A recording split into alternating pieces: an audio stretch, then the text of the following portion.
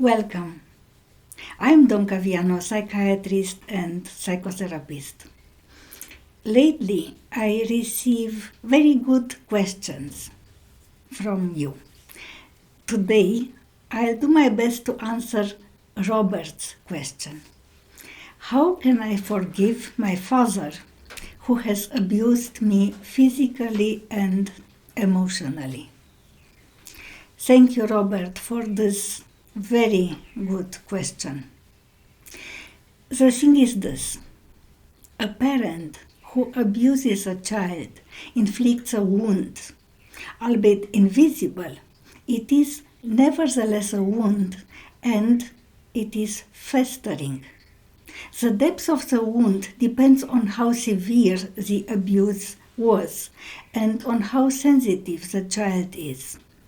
It is tempting to declare that you have forgiven your father, Robert. I understand this. And thus that the wound is healed. This is like covering up the wound with a band-aid without any other treatment, while underneath it continues to fester. I have often seen this happening, and it is counterproductive. I'll give you an example.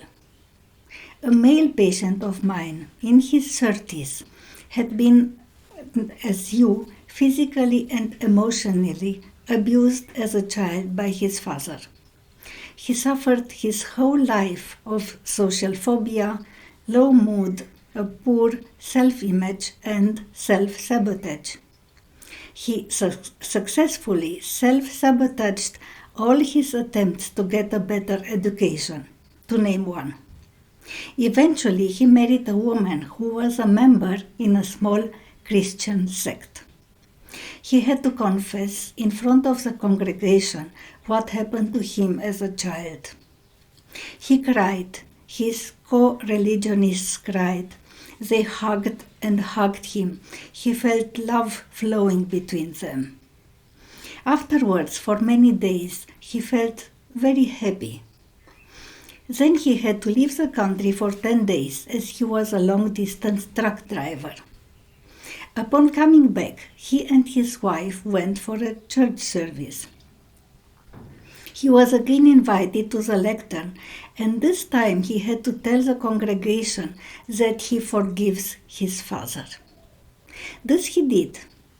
In the next weeks, his mood deteriorated. He started to swear, something he never did before, as it was his father who was doing it, and he did not want to resemble his father. He had fits of anger, could not sit still, became anxious, and his body sometimes started to shake and tremble. He felt very bad about himself. His wife reported these changes, and he was called once again to the pulpit. He apologized to everybody. After that, he started to have nightmares and uncontrollable outbreaks of anger. His boss threatened to fire him. In this state, he made an appointment at the mental health institution where I was working. He was diagnosed with an agitated depression, the trigger being the declaration of forgiveness without feeling it, without processing the whole thing. It does not help to cover up the wound. The wound has to be cleaned and treated. What is a wound? This wound is the entanglement between you and your father. Many of your drives, fears, desires have formed as a reaction to him. On a certain level, he is in you, inhabits you, and influences your thoughts, feelings, and behavior. The entanglement consists further of fear, pain, confusion, sadness, despair, doubts about yourself and the world, hatred, resentment, wish to take revenge. What also binds you to him is expectation, hope, longing that he acknowledges to have hurt you, pleads guilty, shows remorse, compensates you in some way, restores your value, your dignity, even finally loves and protects you. What binds you is your filial loyalty. For these contradictions, you have to find a solution. What is crucial is to free yourself of the entanglement you have with your father. How can you free yourself? Acknowledge the abuse. Become aware of the impact it had and still has on you and your life. Feel all your feelings related to your father. If possible, confront him. You don't mention if he is still alive, Robert, so this I don't know. If he is deceased, do it in your imagination. Share what happened with other family members and other people you trust.